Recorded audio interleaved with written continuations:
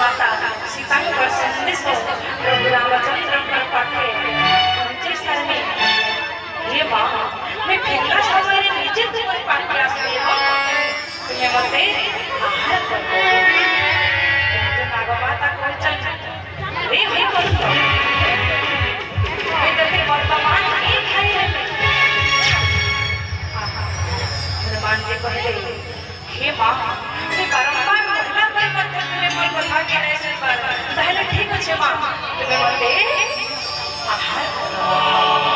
नागमाता सरसा देवी तंकर पाती के बोली दे जन हनुमान जी को आहार तपो सफल जो जन तुंड से विस्तारे अति सो जन के करूप हनु धरे जेते बड़े नागमाता सरसा देवी तंकर पाती के बोली करी विस्तार कर पार लगे छन एवं 16 योजन विस्तार कर दी छन से समय हनुमान जी मना कर छन से गोटे प्रतिष्ठ विराट नागमाता सरसा देवी देखि देखि चकित हे जाय छन एवं से तंकर पाती के अपने विस्तार कर